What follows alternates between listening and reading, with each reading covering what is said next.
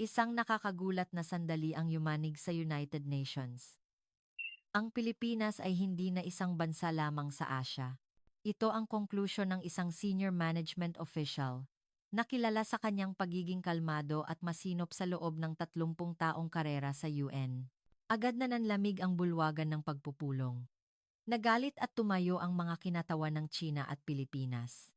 Isa itong ignorante at walang batayang pahayag na nagtatanggal sa kasaysayan at heograpiya. At kung totoo man, bakit ang Pilipinas? Ngunit, nang binaliktad ng opisyal ang isang pahina ng ulat tungkol sa future deployment, ang 153 delegasyon ay natigilan at natahimik.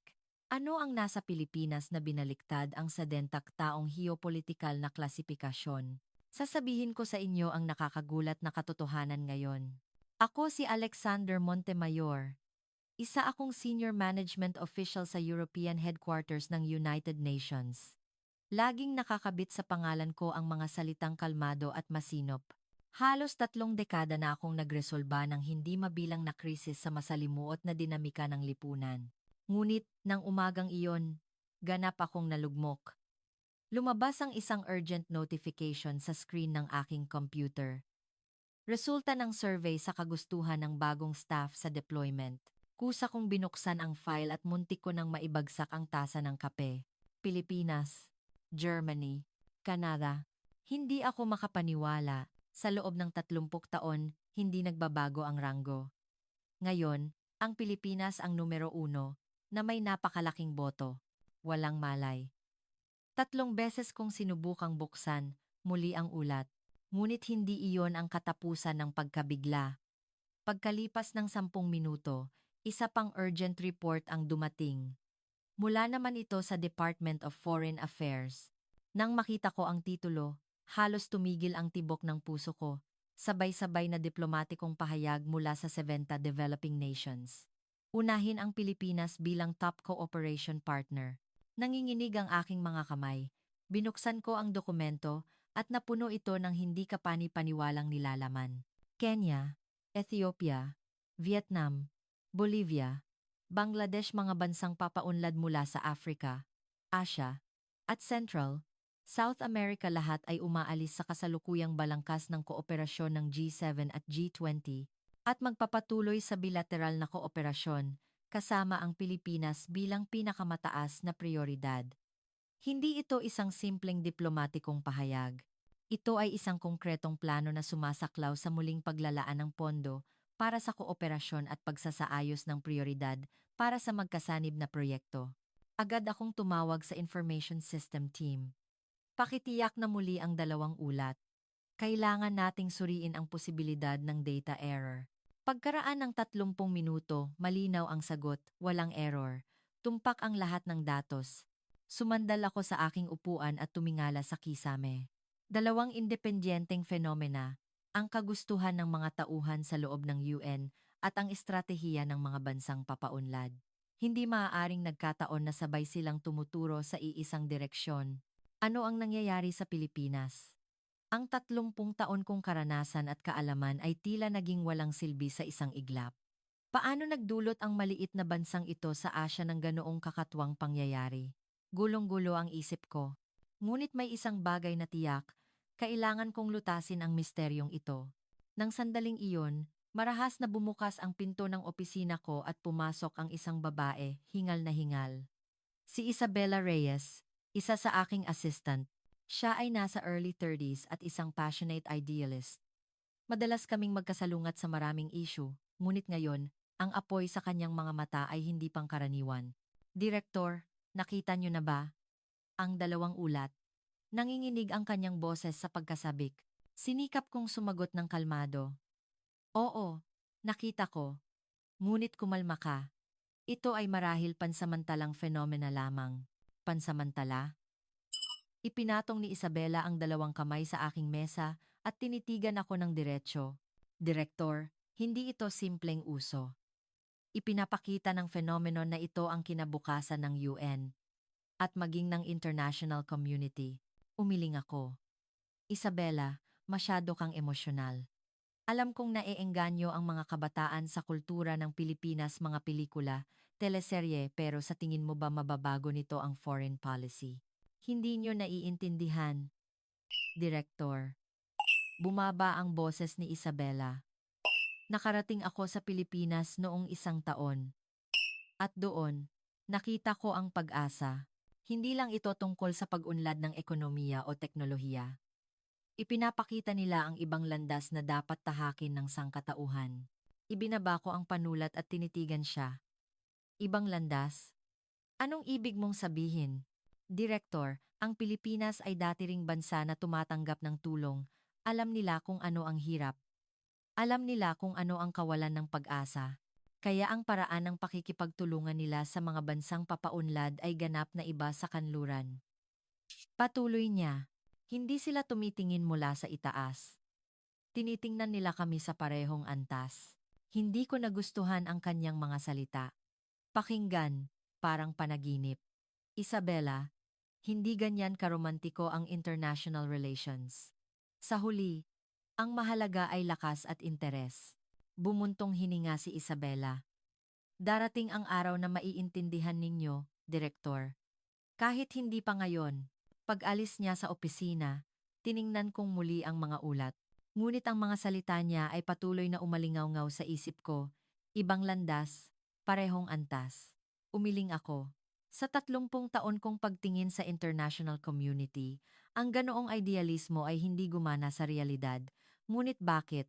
May bahagi ng puso ko na hindi mapakali. Baka may mahalaga akong hindi napapansin. Noong hapong iyon, may makapal na sobreng dinala sa opisina ko. May selyo ito ng Department of Foreign Affairs at may markang top secret.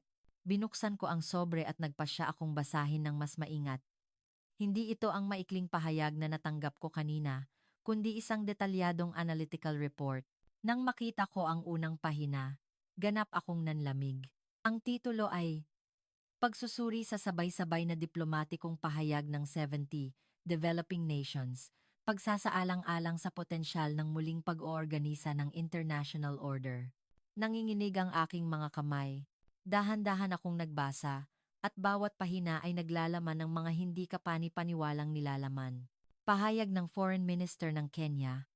Mula ngayon, ang kooperasyon namin sa Pilipinas ang magiging pinakamataas na prioridad. Ire-review ang kasalukuyang balangkas ng kooperasyon sa mga bansang G7. Pahayag ng Ethiopian Development Cooperation Ministry.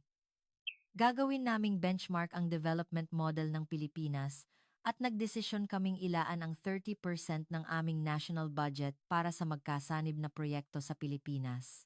Pahayag ng punong ministro ng Vietnam. Ang Pilipinas ang aming pinakamahalagang strategic partner. Uunahin namin sila kaysa sa Amerika o Tsina. Deklarasyon ng Pangulo ng Bolivia.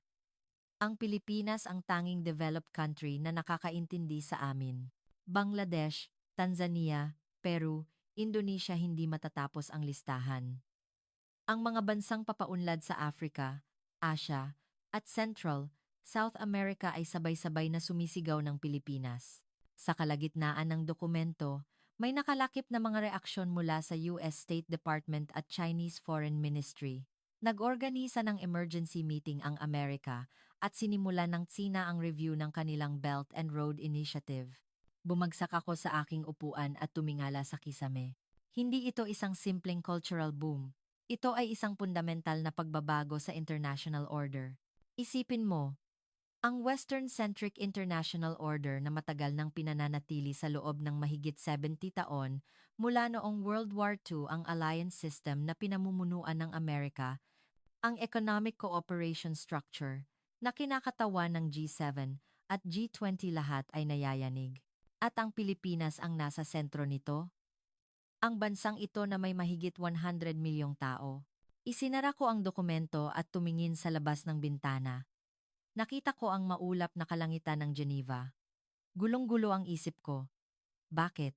Bakit pinipili ng mga bansang papaunlad ang Pilipinas sa halip na Amerika, Tsina, o Europa? Ano ang maibibigay ng Pilipinas sa kanila?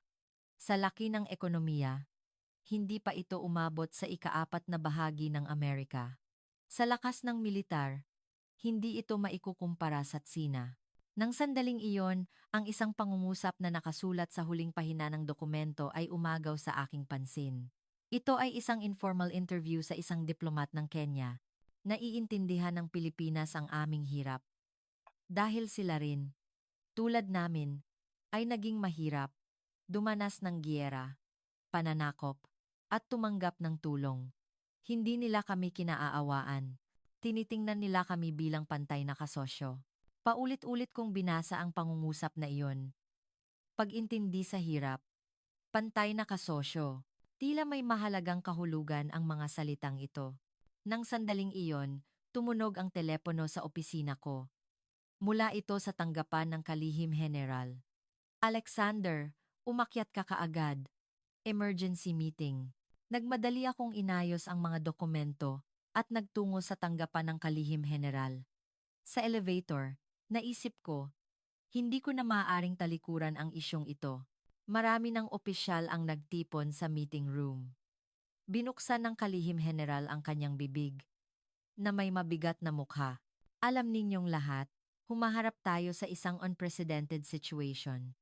Sabay na nangyayari ang pagbabago sa kagustuhan ng mga tauhan sa loob ng UN at ang pagbabago sa foreign policy ng mga bansang papaunlad.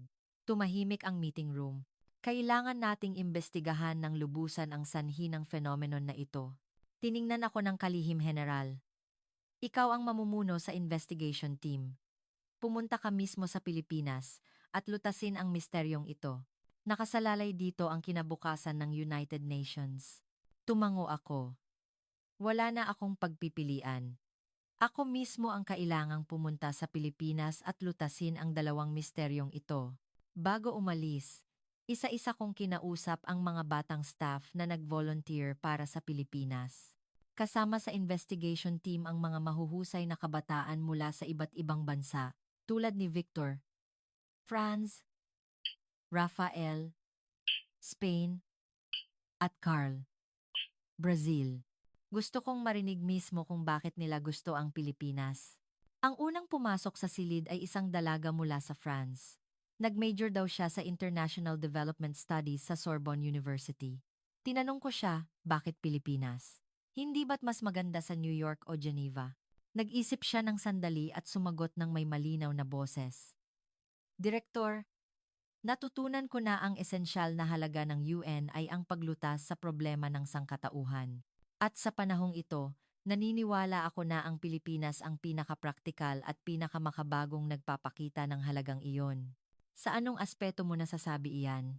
Ang teknolohiya ng Pilipinas ay hindi lamang para kumita. Ginagamit nila ang teknolohiya bilang kasangkapan para magdala ng mas magandang buhay sa sangkatauhan. Artificial intelligence para hulaan ang mga bagyo, drones para magpadala ng relief goods sa mga apektadong lugar, EOT para pangalagaan ang mga pasyente sa malayong barangay. Ito ang gusto kong gawin sa UN. Kumikinang ang kanyang mga mata. Nabasa ko sa tingin niya ang hindi lamang simpleng pagkahilig kundi isang malalim na paniniwala. Ang sumunod na pumasok ay isang binata mula sa Germany. Nag-major daw siya sa engineering sa Berlin University. Ikaw ay isang engineer, bakit ka nag-volunteer sa UN? Naisip ko na hindi mababago ng teknolohiya lamang ang mundo. Ang mahalaga ay ang pagtukoy sa direksyon ng teknolohiya. At alam ng Pilipinas ang tamang direksyon. Anong ibig mong sabihin? Mahigpit siyang nagkuyom ng kamao. Nag-aral ako ng kasaysayan ng Pilipinas. Paano nakarating sa kasalukuyang posisyon ang isang bansa na isa sa pinakamahihirap na bansa, 70 taon na ang nakalipas? Ginawa nila ang imposible. Bumangon sila mula sa pagkawasak at naging tech powerhouse mula sa wala. At ang katatagan at sense of community, bayanihan, na natutunan nila sa proseso. Gusto kong matutunan iyon. Gusto kong gamitin ang enerhiyang iyon para lutasin ang problema ng sangkatauhan. Pumasok din sa interview room si Rafael. Tinanong ko siya, Rafael, nagtapos ka sa Harvard at ikaw ay isang promising talent. Bakit ka gustong pumunta sa Pilipinas? Tumahimik si Rafael sandali bago nagsalita.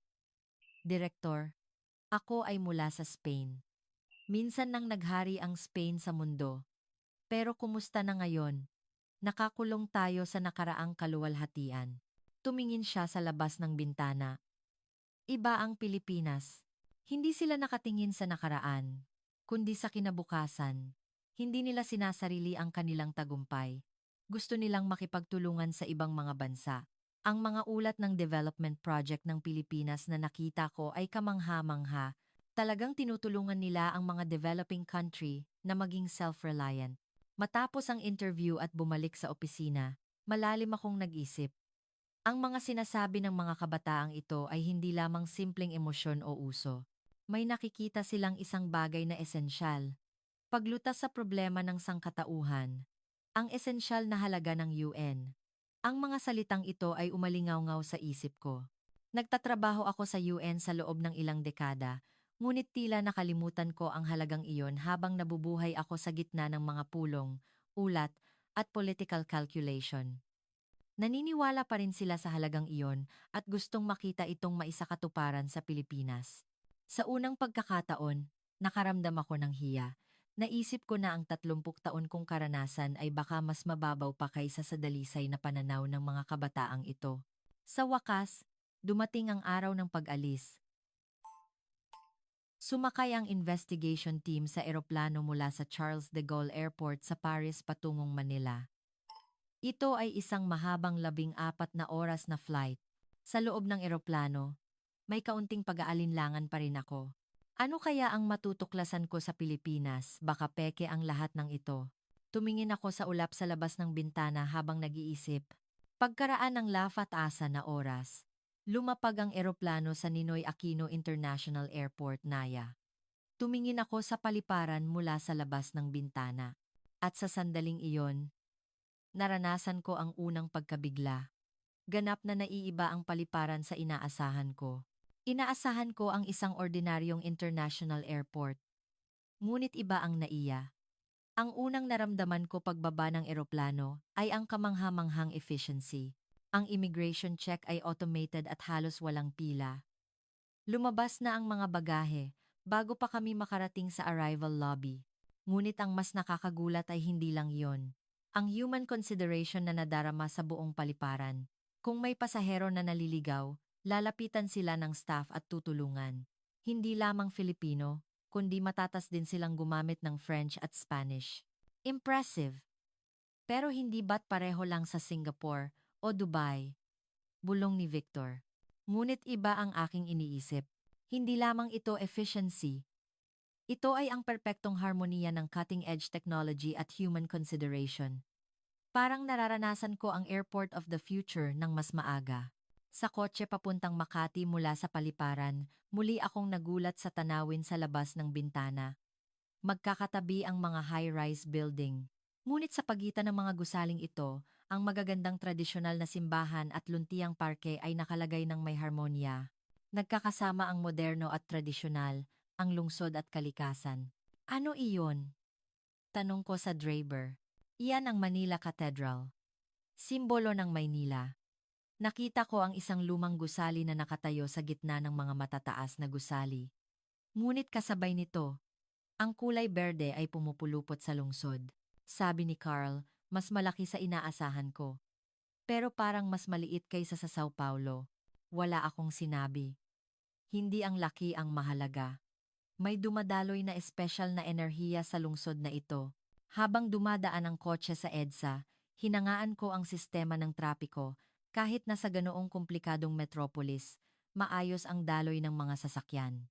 Tumpak ang mga signal light at tumatakbo ng on-time ang mga pampublikong sasakyan. Naalala ko ang Paris, ang masikip na trapiko sa Paris, ang mga metro na madalas madelay. Ganap na iba ang sistema ng trapiko sa Pilipinas. Pagdating namin sa hotel noong gabi na, nag-check-in ako at tumayo sa bintana, tinitingnan ang Manila skyline sa gabi. Hindi mabilang na ilaw ang kumikinang. Ang mga high-rise buildings sa kahabaan ng Manila Bay. Ang mga tulay na tumatawid sa pagitan ng mga ito, at ang mga bundok na makikita sa malayo. Ang lahat ay gumagalaw na parang isang malaking organism. Napagtanto ko. Ganap na mali ang imahe ko sa Pilipinas. Maliit na bansang Asyano. Ang mga salitang iyon ay napakakulang para ilarawan ang Pilipinas. Ito ay isang lugar kung saan nagkakasama ang cutting edge at tradisyon, efficiency at consideration, individual at komunidad. At ang harmoniya na iyon ay hindi lamang pisikal. May mas malalim na pilosopiya na tila tumatagos sa lahat ng ito. Nahiga ako sa kama at nag-isip. Bukas, magsisimula na ang formal na investigasyon.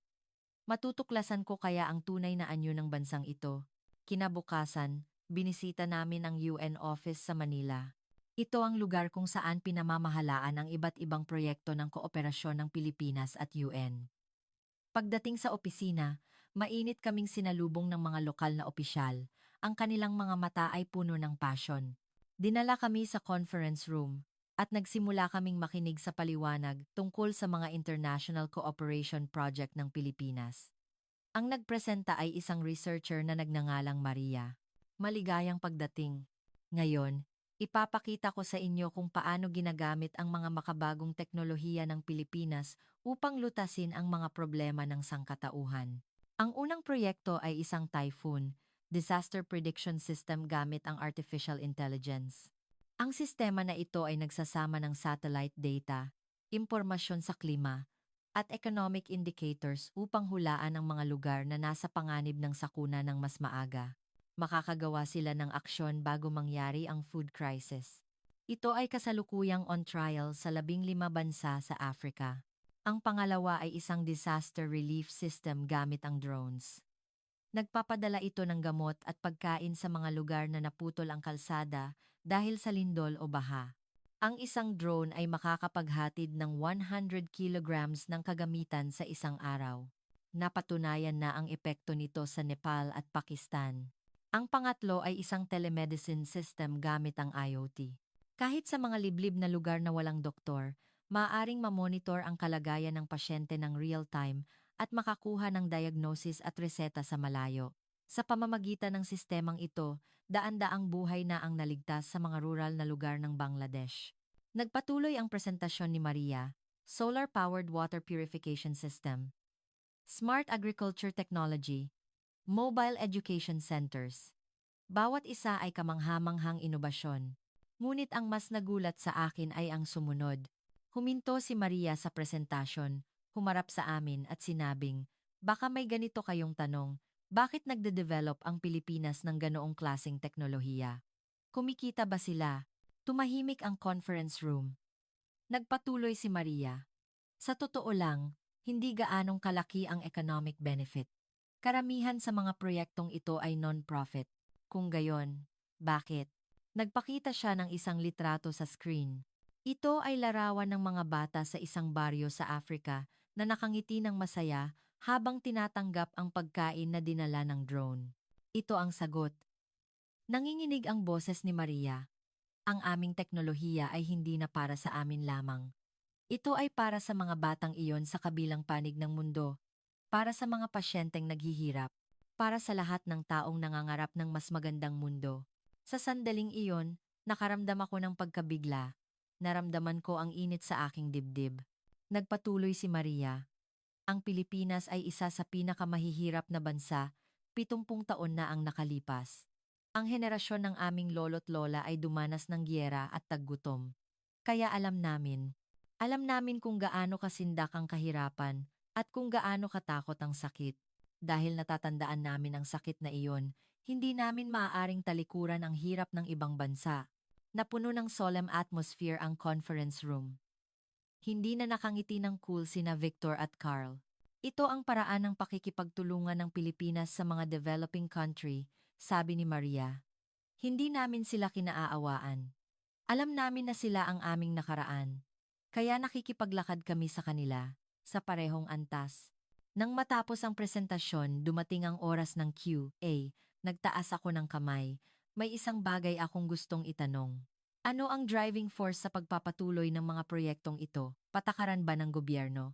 O corporate strategy? Ngumiti si Maria. Hindi pareho. Ito ay nagmumula sa puso ng mga Pilipino. May konsepto kami na malasakit. Ito ay ang pagdama sa hirap ng iba bilang sarili mong hirap. At mayroon din kaming lakas na nabuo sa paglampas sa mga pagsubok sa kasaysayan. Ang lakas at pag-asa na nagmula sa makasaysayang pagdurusa. Ang dalawang ito ang driving force ng lahat ng aming gawain. Matapos ang pulong at lumabas sa opisina, sumulat ako ng isang mensahe kay Isabela sa Geneva. Tama ka. Parang nakikita ko ang gulat na mukha niya. Direktor, hindi lang teknolohiya ang Pilipinas. Mayroon silang kakaibang bagay. Siyang, humanity, at dedication. Iyan ang tunay nilang lakas. Nang gabing iyon, pagbalik sa hotel, nagsulat ako ng email kay Isabela.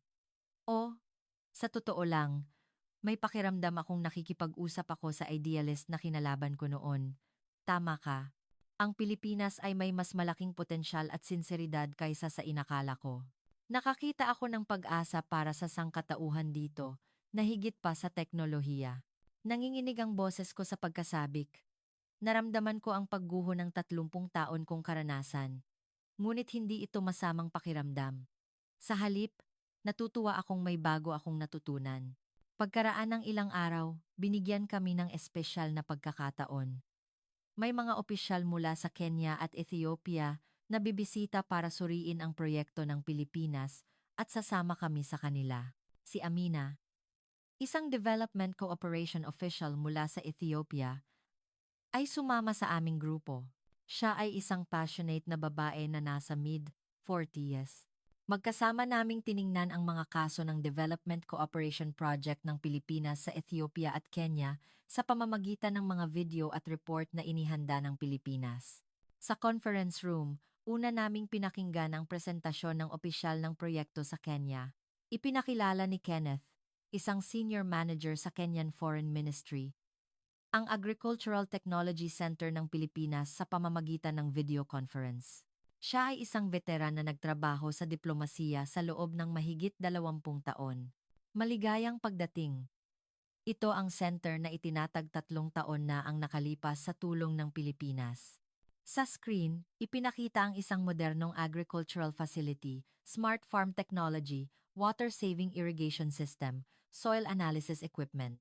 Ngunit ang mas impressive ay ang mismong mga magsasaka ng Kenya ang nagpapatakbo ng mga teknolohiyang ito. Nagstay dito ang mga Pilipinong eksperto sa loob ng 2 taon at tinuruan ang aming mga magsasaka, paliwanag ni Kenneth. Hindi lang sila nag-install ng makina at umalis. Tinuruan nila kami ng lahat para makapagpatakbo at makapagpaunlad kami ng kamilang. Ang video ay nagpakita ng isang magsasaka ng Kenya na nagtatanim ng kamatis.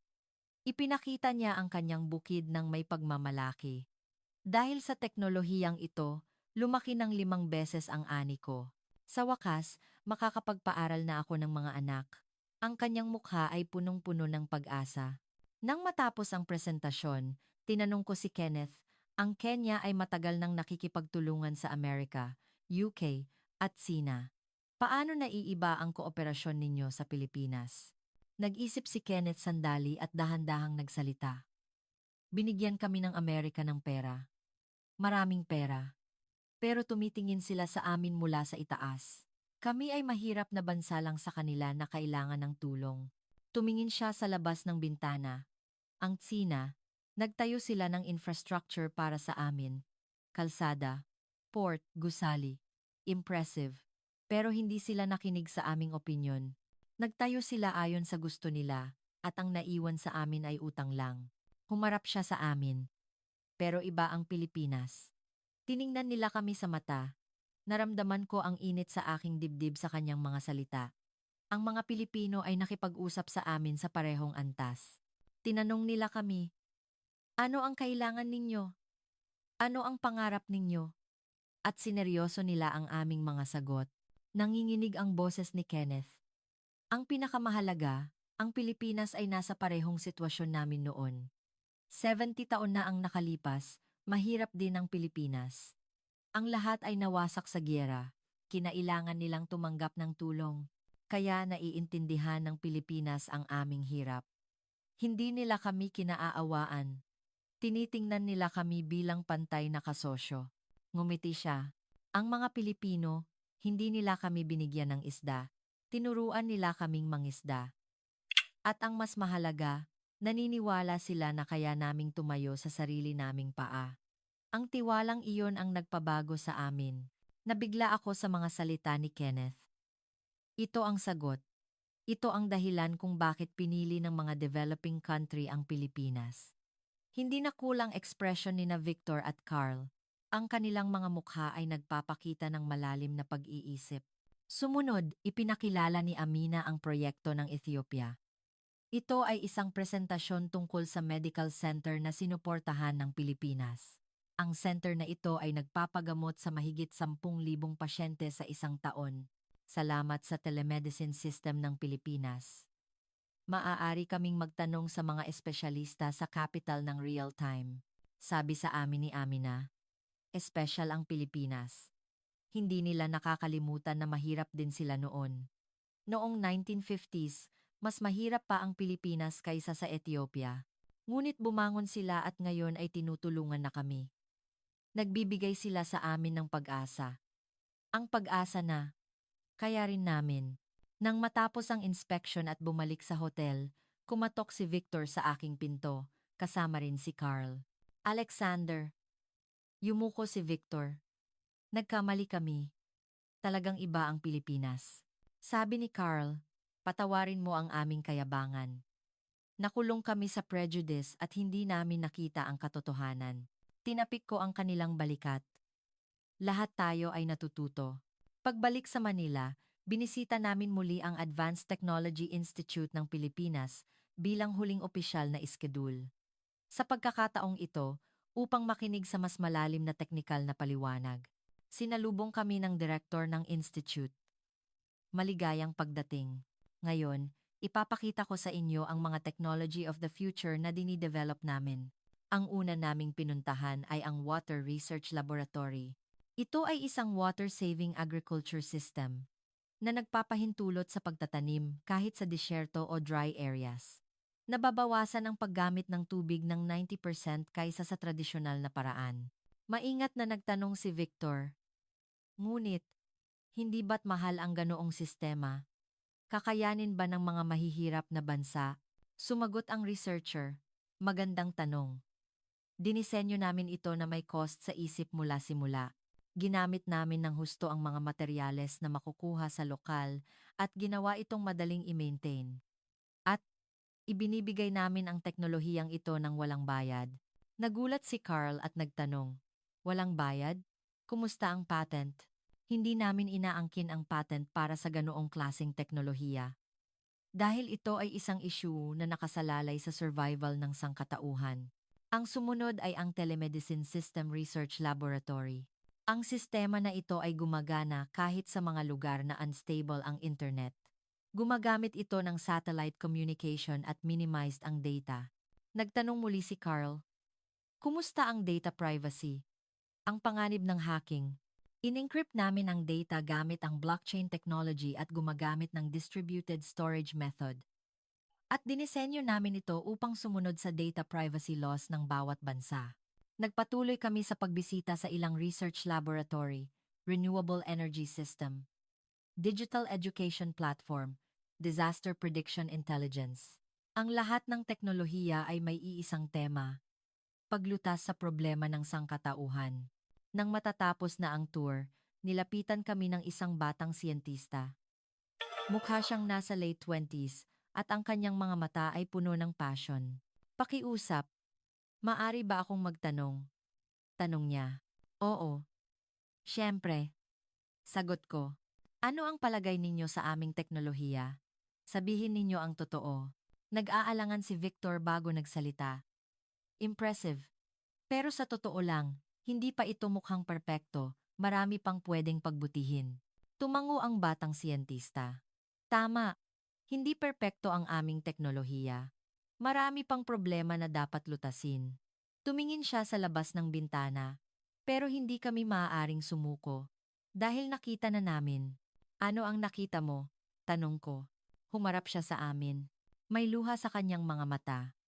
Noong isang taon, bumisita ako sa isang baryo sa Kenya para install ang water purification system na dinidevelop namin.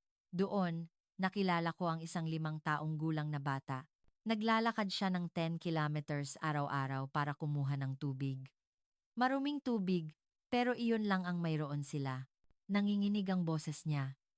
Nang install namin ang water system, Uminom ang bata ng malinis na tubig sa unang pagkakataon.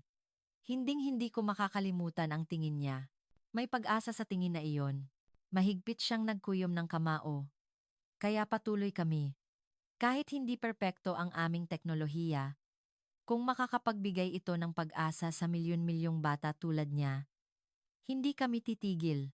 Tumahimik ang conference room. Napagtanto ko sa sandaling iyon. Ang teknolohiya ng Pilipinas ay hindi lamang teknolohiya. Ito ay pag-ibig. Pag-ibig sa mga hindi kilalang tao sa kabilang panig ng mundo. May luha rin sa mata ni na Victor at Carl. Hindi na sila skeptical. Nang umalis sa institute, sinabi sa akin ni Victor, Alexander, ganap kaming nagkamali, talagang kakaiba ang Pilipinas. Ang gumagalaw sa kanila ay hindi profit, kundi pag-ibig. Tumango ako. Sa wakas, nakita ko na ang tunay na Pilipinas. Nang matatapos na ang aming investigasyon sa Pilipinas, isang hindi inaasahang pangyayari ang naganap. Biglang bumagsak ang isa sa mga opisyal mula sa Afrika na kasama namin sa pagbisita sa Pilipinas. Si Amina, ang Development Cooperation Official ng Ethiopia, habang kumakain kami ng hapunan sa hotel. Biglang namutla si Amina at pinawisan ng husto. Amina, ayos ka lang ba? Tanong ko. Ang sakit ng ulo ko, sabi niya nang may hirap. Sa sumunod na sandali, nawalan siya ng malay at bumagsak. Agad kaming tumawag ng ambulance at dinala si Amina sa pinakamalapit na malaking ospital. Nagmadali rin kaming pumunta sa ospital. Habang naghihintay sa labas ng emergency room, nanginginig ako sa kaba. Si Amina ay isang malusog na babae na nasa mid-40s. Ano ang nangyari? Pagkaraan ng 30 minuto, lumabas ang isang doktor. Seryoso ang mukha niya. Ang pasyente ay tila na-infect ng isang sakit. Nagsasagawa kami ng emergency test para sa eksaktong diagnosis. Sakit? Tanong ko. Opo. Isang sakit na bihirang mangyari sa mga lugar tulad ng Ethiopia o Kenya at halos hindi makikita sa Pilipinas. Nagtawag na kami ng specialist team ngayon. Sumikip ang dibdib ko. Isang tropical disease na bihira sa Pilipinas, makakakuha ba siya ng tamang paggamot? Ngunit ang aking pag-aalala ay nawala. Sa loob lamang ng isang oras, ganap na nagbago ang ospital. Isang emergency medical team ang nabuo at ang pinakamagagaling na espesyalista ng ospital ay nagtipon. Ang mas nakakagulat ay ang sumunod. Agad na pinagana ng ospital ang Artificial Intelligence AI Diagnosis System. Ang sistemang ito ay konektado sa Global Medical Database at makakapag-analisa ng libu-libong kaso ng bihirang sakit. Kasabay nito, nagsimula ang ospital ng real-time video conference kasama ang mga tropical disease specialist sa Africa. Ang mga espesyalista mula sa Kenya, Ethiopia, at South Africa ay online na sumali. Hanga ako. Masyado pang maaga ang 2:00 ng umaga sa Pilipinas, pero nagawa nilang makipag-ugnayan ng napakabilis. Nagulat na sabi ni Victor. Ipinaliwanag sa amin ng chief physician. Nagtatayo kami ng Global Medical Network para makakuha ang pasyente ng pinakamahusay na paggamot. Saan man siya sa mundo, pagkaraan ng 2 oras, lumabas ang diagnosis. Si Amina ay na-infect ng isang nakamamatay na tropical parasite at mapanganib ang kanyang buhay kung hindi agad gagaling. Ang problema ay ang gamot. Walang gamot sa Pilipinas. Dahil napakabihira ng sakit, hindi sila nag-stock. Nawalan ako ng pag-asa. Ano ang gagawin namin ngayon? Ngunit hindi sumuko ang Filipino medical team. Agad silang nakipag-ugnayan sa World Health Organization, WHO, at kinumpirma ang pinakamalapit na stockpile ng gamot. Sa Singapore ito. Mula Singapore hanggang dito, 6 na oras sa eroplano. Masyado nang huli iyon. Sabi ko, umiling ang chief physician. Nakipag-ugnayan ang ospital sa Philippine Air Force. Isang military transport plane ang emergency na lumipad patungong Singapore at dinala ang gamot sa loob lamang ng 4 na oras. Sa panahong iyon, ginawa ng medical team ang lahat para mapanatili ang kalagayan ni Amina. Nagpuyat sila at nakipaglaban para protektahan ang isang buhay. 5:00 ng umaga, dumating ang gamot at agad na binigay. Ang mga medical staff ay hindi pa rin nagpakita ng pagpapahinga. Sa pasilyo sa labas ng emergency room, pinanood ko ang buong proseso. Sa tuwing lalabas ang chief physician sa silid, tinatanong ko siya, ayos ba siya? Gumagaling ba? Sa bawat pagkakataon, kalmado siyang sumasagot, ginagawa namin ang aming makakaya. Hindi namin siya susukuan. Nakita ko ang matibay na determinasyon sa kanyang mga mata. Hindi ito simpleng professional duty. Ito ay responsibilidad sa isang buhay at respeto sa isang tao. 9:00 ng umaga, sa wakas ay dumating ang magandang balita. Nagkamalay si Amina at stable na ang kanyang kalagayan. Nagmadali akong pumunta sa hospital room. Nakahiga si Amina sa kama. Ngunit nakabukas ang kanyang mga mata at nakangiti siya. Hinawakan ng doktor ang kanyang kamay at sinabing, "Malakas ka. Ayos ka na." Mahinang sabi ni Amina. "Salamat po. Iniligtas ninyo ang buhay ko." Umiling ang doktor. "Ipinangako namin na hindi ka namin susukuan. Ikaw ay mahalaga naming bisita. At mas mahalaga, isa ka sa aming kasamahan." Paglabas ko sa room, nakita ko sina Victor at Carl. Puno ng luha ang kanilang mga mata. Lumapit sa akin si Victor at sinabing, "Alexander, nagkamali talaga kami. Ang Pilipinas. Ang Pilipinas ay talagang kakaibang bansa." Yumuko si Carl. "Patawarin mo ang aming kayabangan. Tiningnan lang namin ang Pilipinas sa numero at statistika. Ngunit ang tunay na halaga ng Pilipinas ay hindi numero. Ito ay tao, ang diwa na hindi susukuan ng isang buhay." Tinapik ko ang kanilang balikat. Hindi na kailangan ng salita. Lahat kami ay napagtanto ang parehong bagay. Ang lakas ng Pilipinas ay hindi teknolohiya, hindi ekonomiya, hindi kultura. Ito ay ang tunay na puso na nagmamalasakit sa tao. Sa mga araw ng paggaling ni Amina, malalim akong nag-isip sa aking hotel room. Sa labas ng bintana, nakita ko ang tanawin ng Maynila. Ngayon, ganap na itong naiiba sa unang pagdating ko. Hindi lamang mga gusali at kalsada. Ang pawis at luha, pag-asa at pangarap ng mga tao ay nakatanim dito. Binuksan ko ang aking laptop at sinimulan kong isummarize ang lahat ng aking karanasan.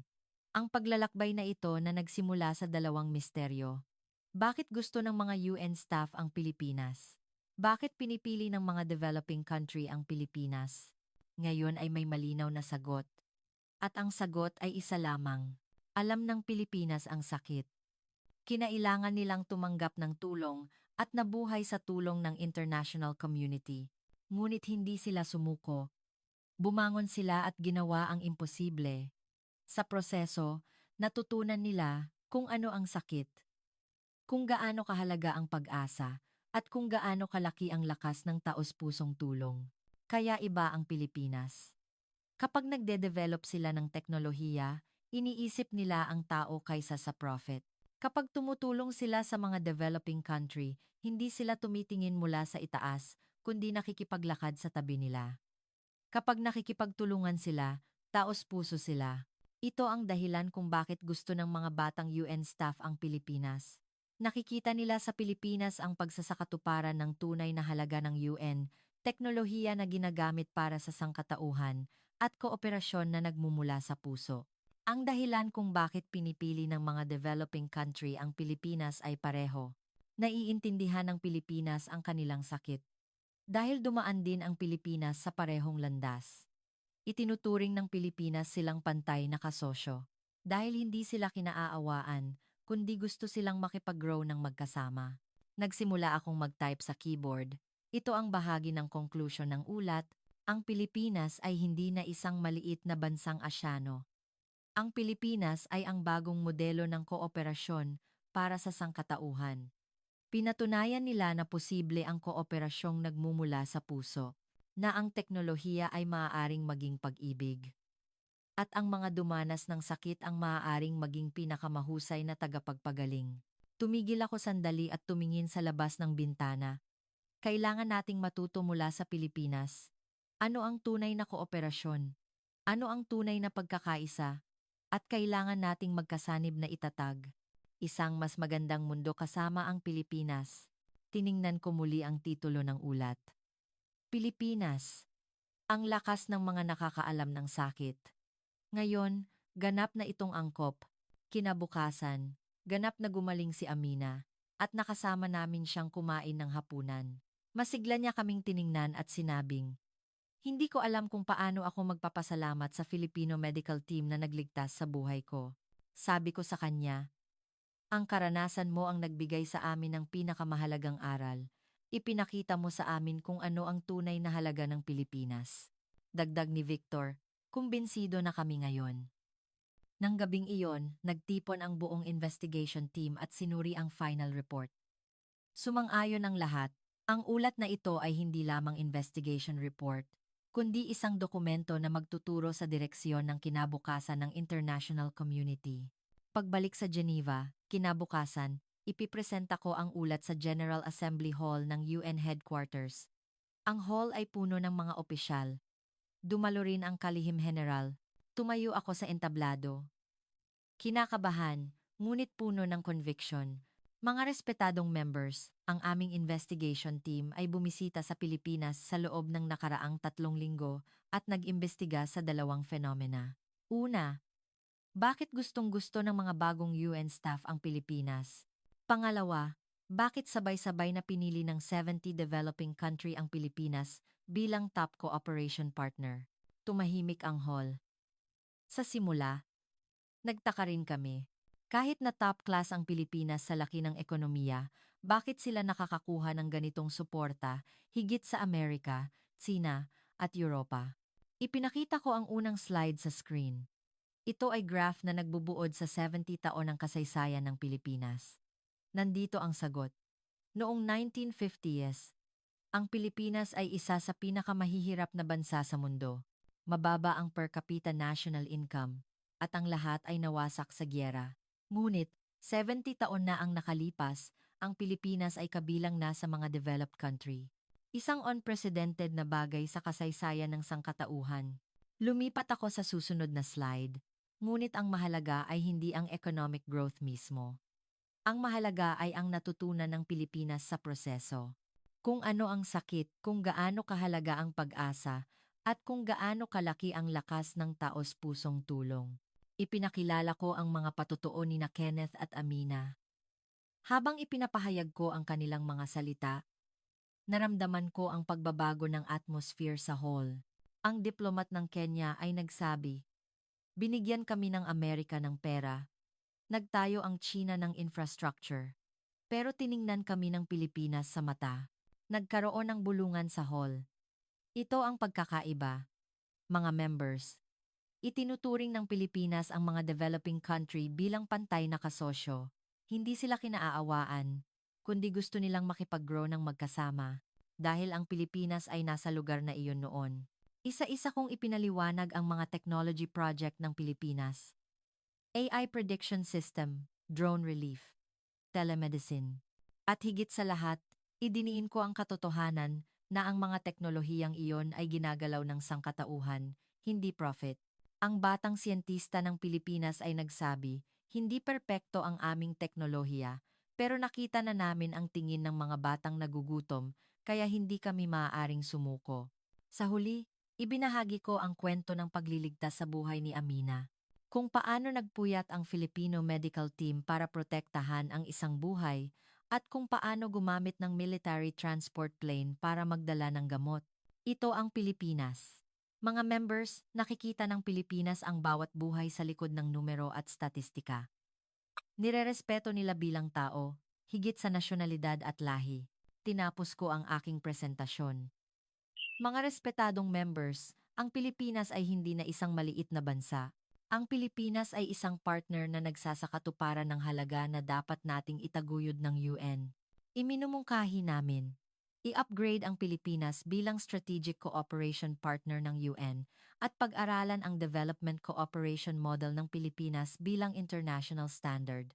Nang matapos ang presentasyon, matindi ang katahimikan sa hall. Naramdaman ko ang pagbabago sa gitna ng katahimikang iyon. Tumayo ang kalihim general. Seryoso ang mukha niya. "Alexander, napakagandang ulat.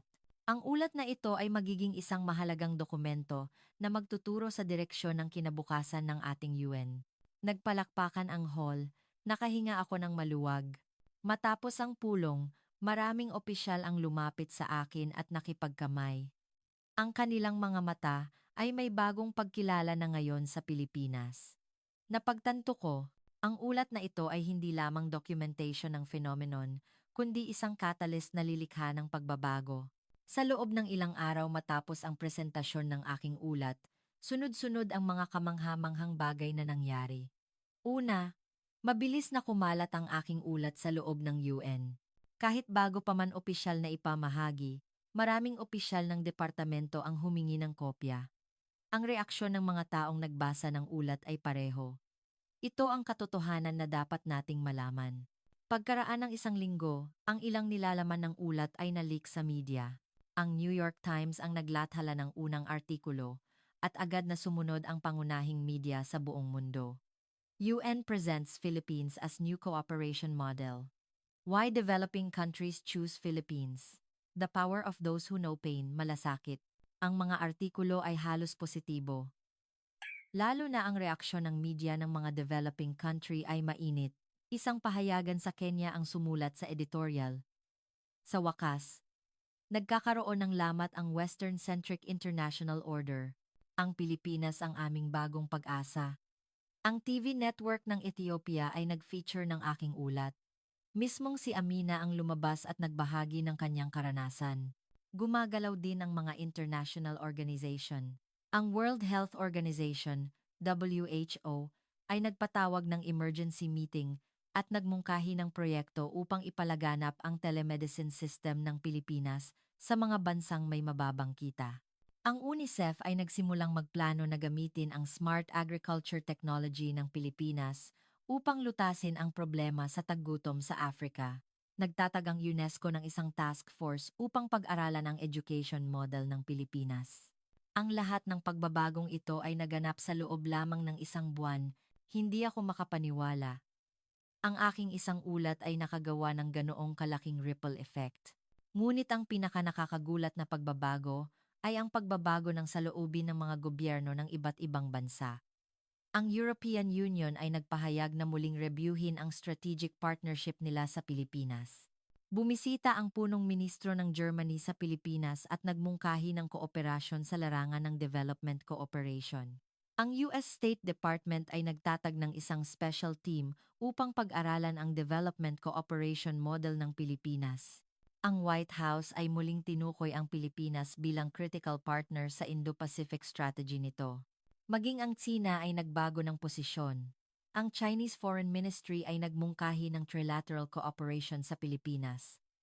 Gusto nilang isama ang know-how ng Pilipinas sa kanilang Belt and Road Initiative. Ang pinakadramatikong pagbabago ay naganap sa Developing Countries Summit. Nagtipon ang mga pinuno ng 70 bansa at inanyayahan ang Pilipinas bilang honorary chairperson. At naglabas sila ng joint statement. Kinikilala namin ang Pilipinas bilang aming tunay na partner. Naiintindihan ng Pilipinas ang aming sakit. Nirerespeto ang aming mga pangarap. At nakikipaglakad sa amin. Pinanood ko ang lahat ng balitang ito at hindi ko maitago ang aking pagkamangha. Ang ginawa ko lang ay i-record ang katotohanan. At ang katotohanan na iyon ay gumagalaw sa mundo. Isang gabi, tumawag sa akin si Victor. Alexander, nakita mo ba? Nagdesisyon din ang Russia na palakasin ang kooperasyon nila sa Pilipinas. Kahit ako na skeptical, kailangan ko nang aminin na nagkamali ako. Tumawag din si Carl. Alexander, nagdesisyon ang gobyerno ng Brazil na i-adapt ang agriculture technology ng Pilipinas. Proyekto ito para sa mga katutubo sa Amazon region. Magiging bahagi ako ng proyektong iyon. Naantig ako sa kanilang pagbabago. Lahat kami ay may natutunan sa Pilipinas. Ang pinakamasayang balita ay nagmula kay Isabela. Direktor, na-assign ako sa UN office sa Pilipinas. Natupad ang pangarap ko. Buong puso ko siyang binati. Magaling kang magtatrabaho diyan. Pagkaraan ng isang buwan, nagdaos ng UN General Assembly. Naanyayahan akong magbigay ng special lecture at ibinahagi ko ang aking karanasan. Mga respetadong kinatawan ng iba't ibang bansa, bago ako pumunta sa Pilipinas, nakakulong ako sa prejudice.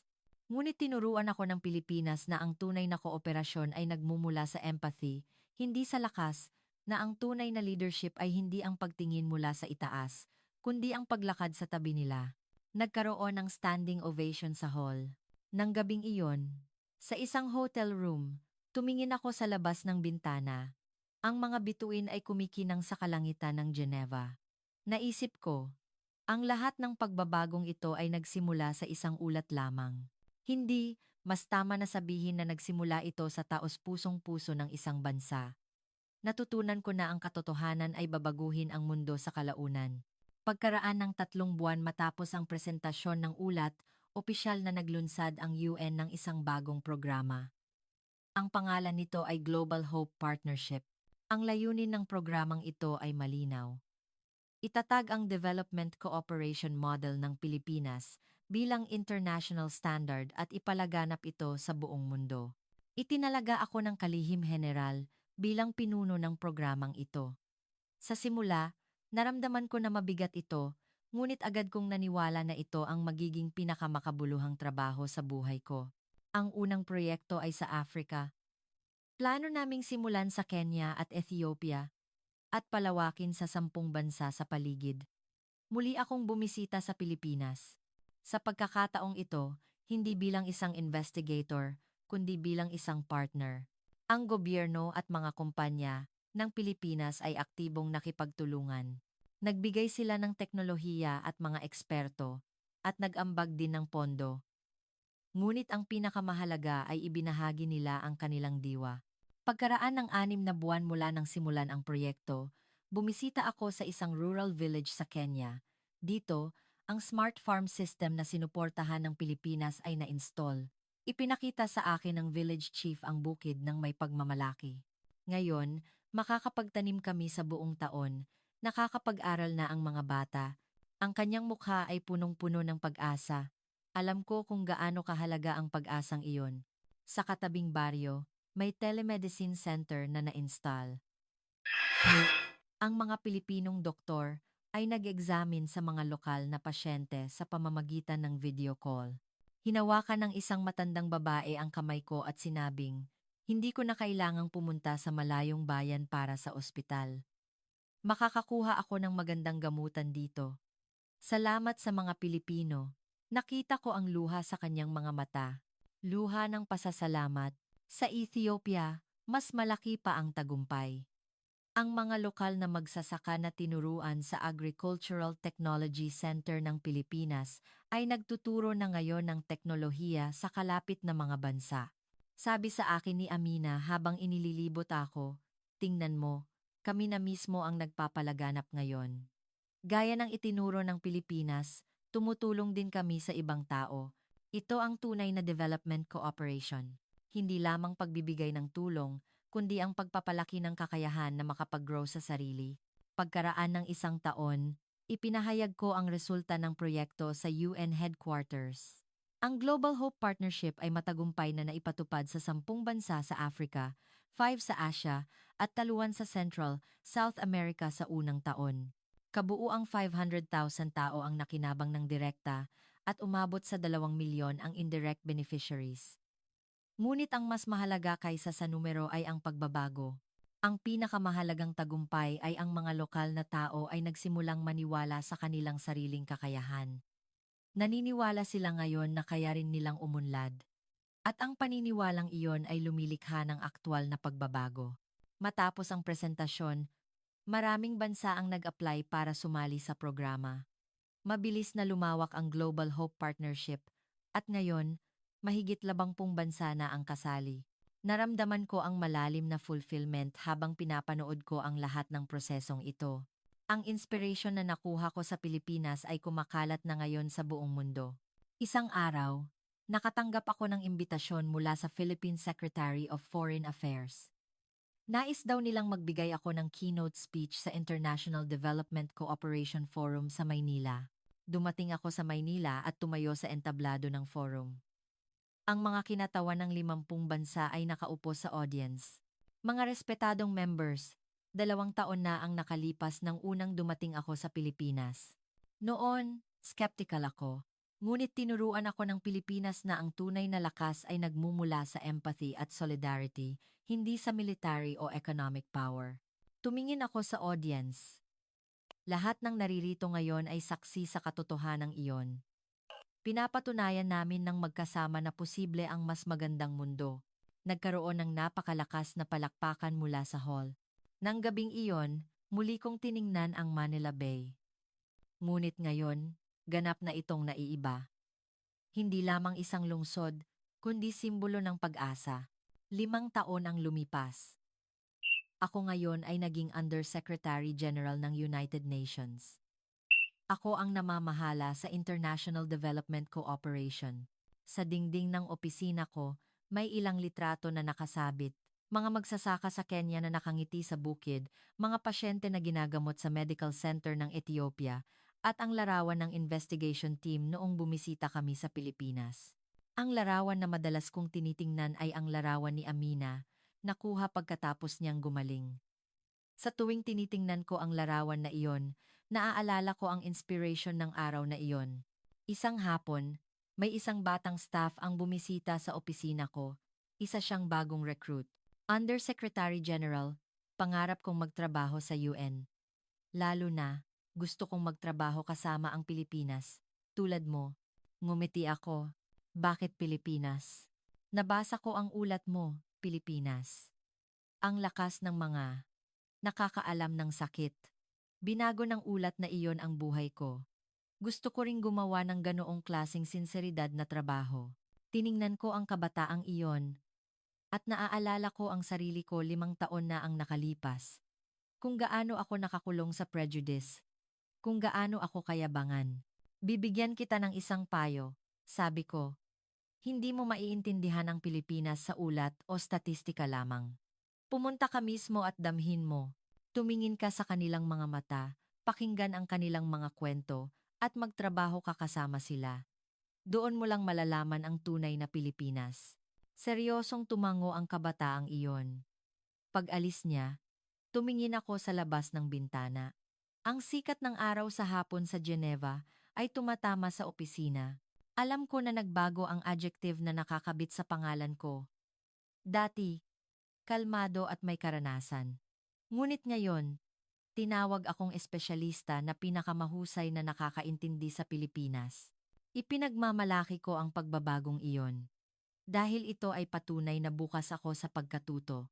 Patunay na binali ko ang prejudice at tinanggap ang katotohanan. Sa nakalipas na 5 taon, nakadalaw ako sa Pilipinas ng 12-dosenang beses. Sa bawat pagbisita, may bago akong natutunan. Ang Pilipinas ay patuloy na umuunlad at ibinabahagi nila ang pag-unlad na iyon sa mundo. Ang Global Hope Partnership ay lumawak na ngayon sa mahigit 70 bansa. Milyon-milyong tao ang nakikinabang at ang kanilang buhay ay tunay na nagbago. Ngunit ang pinakamahalagang pagbabago ay ang perception ng international community. Napagtanto na ng mga tao ngayon na posible ang tunay na kooperasyon, na ang tunay na solidarity ay nagmumula sa empathy, hindi sa lakas. Nang gabing iyon, pauwi na ako, dumaan ako sa isang bookstore. Nakita ko sa new release section ang aking libro. Ang titulo ay, Ang Lakas ng Mga Nakakaalam ng Sakit. Ano ang itinuro ng Pilipinas sa mundo? Ang libro ay naging bestseller at naisalin sa 20 wika. Ginagamit ito bilang textbook sa mga unibersidad sa buong mundo. Kinuha ko ang libro at binuksan ang unang pahina. Ang foreword ay tumama sa aking mata. Ang librong ito ay kuwento tungkol sa pagbabago ng isang tao, kung paano natuklasan ng isang taong nakakulong sa prejudice ang katotohanan, kung paano natutunan ng isang taong mayabang ang humility. At higit sa lahat, kuwento ito kung paano mababago ng isang bansa ang mundo. Isinara ko ang libro at ngumiti. Naaalala ko ang sarili ko 5 taon na ang nakalipas at naisip ko. Hindi ko kailanman naisip na magiging ako ito. Ngunit tinuruan ako ng Pilipinas na posible ang pagbabago.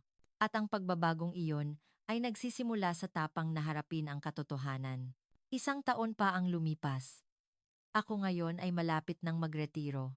Ang huling taon ng mahigit 30 taon kong buhay sa UN. Ang huling opisyal na gawain ko ay ang country speech sa UN General Assembly. Tumayo ako sa entablado. Ang mga kinatawan ng iba't ibang bansa ay nakaupo sa audience. Mga respetadong members, habang tinitingnan ko ang 30 taon ko sa UN, may isang bagay akong tiyak. Ang nagbabago sa mundo ay empathy, hindi lakas. Huminto ako sandali at tumingin sa audience. 6 na taon na ang nakalipas, bumisita ako sa Pilipinas para mag-imbestiga. Noon, skeptical ako, cold, at puno ng prejudice. Nanginginig ang boses ko. Ang Pilipinas ay isa sa pinakamahihirap na bansa sa 20 taon na ang nakalipas, ngunit hindi sila sumuko, bumangon sila, at ngayon ay pinapabangon din ng ibang tao. Pinatunayan nila na ang tunay na lakas ay nagmumula sa empathy at solidarity, hindi sa military o economic power. Ipinarating ko ang aking huling salita. Mga members, kailangan nating matuto mula sa Pilipinas na ang tunay na kooperasyon ay hindi ang pagtingin mula sa itaas, kundi ang paglakad sa tabi nila, na ang tunay na leadership ay hindi ang paghawak sa lakas, kundi ang pagbabahagi ng pag-asa. At higit sa lahat, na ang sakit ng nakaraan ay maaaring maging pag-asa ng kinabukasan. Nagkaroon ng standing ovation sa hall. Naalala ko ang nakalipas na 6 na taon sa gitna ng palakpakan. Matapos ang talumpati, maraming tao ang lumapit sa akin at nakipagkamay, kasama na rito si Rafael. Siya ngayon ay isang opisyal na sa UN Office sa Pilipinas. Director o Undersecretary General, salamat. Dahil sa inyo, natupad ko ang pangarap ko. Bumisita rin si Isabela mula sa Pilipinas. Direktor, naaalala mo ba noong una tayong nagkita? Noong sinabi ko na ang Pilipinas ay pag-asa. Tumawa ka, hindi ba? Tumawa ako at sinabing, ang tanga ko noon.